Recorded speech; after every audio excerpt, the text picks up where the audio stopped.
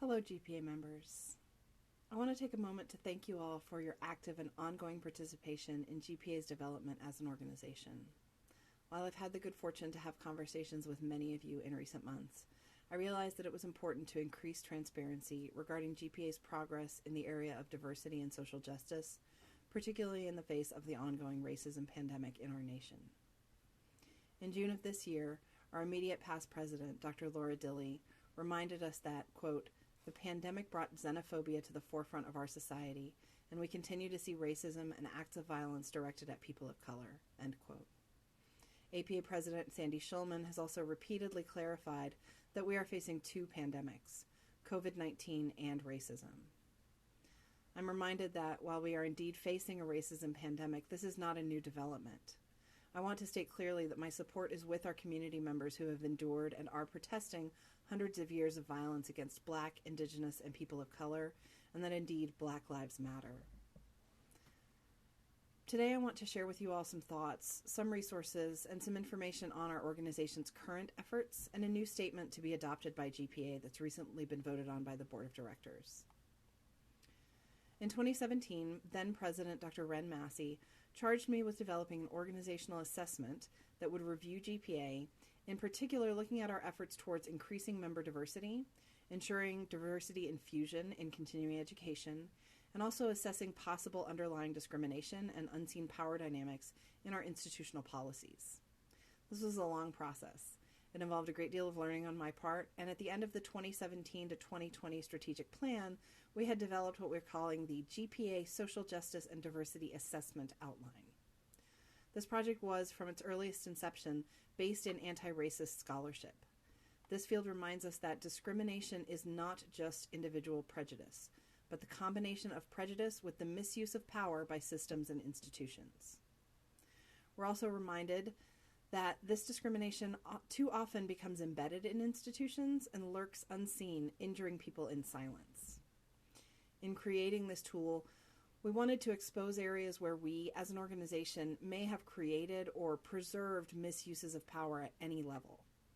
The ongoing process of examining and dismantling these dynamics is what it means for GPA to become an anti-racist organization. One of the quotes that I pulled heavily from a source that we used in creating this tool is from an individual called Barnt, who wrote that a declaration by an institution that it is not or will no longer be prejudiced without a long-term plan of implementation will inevitably be crippling and paralyzing, making true change impossible. Our goal is to begin making that change. So having completed an outline for this work, at the outset of my presidency, I invited Dr. Adriana Flores to chair a task force to implement this GPA Social Justice and Diversity Assessment work. This task force was formally proposed at an executive committee meeting in July 2020, and it's been approved for a one-year term, at which time their work will be reviewed consistent with GPA policy on task forces. Dr. Flores has been actively recruiting members to serve on this task force and will, in fact, periodically report throughout the year on their examination and their recommendations. In addition, the Diversity Directorate of GPA has been active throughout the year in creating opportunities for members to discuss related issues and their impact, personal and professional.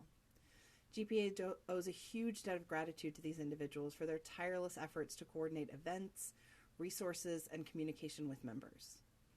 In collaboration with the Diversity Directorate, our new diversity statement for the association has been approved and is being circulated with this message, and I'm so thrilled to share that with you all.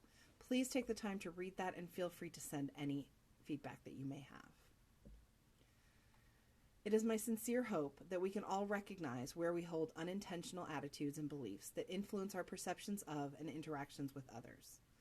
While painful, this work is essential in divesting ourselves from the historical power dynamics that lurk in our unthinking behavior, as much, if not more so, than in our intentional actions. When we aspire to becoming alert to additional aspects of diversity, previously unseen or unacknowledged, we honor the unique experiences of one another, and we can create space to share those experiences with one another.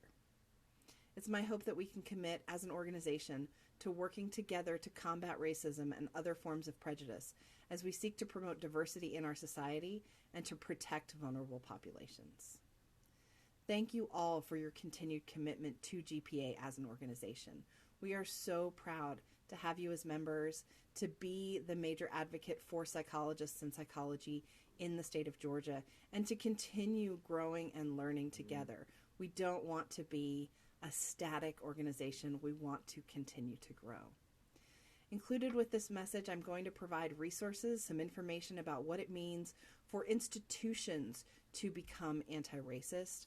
I'm also going to provide links to the Georgia GPA website, which has a new page that includes resources on all of this information.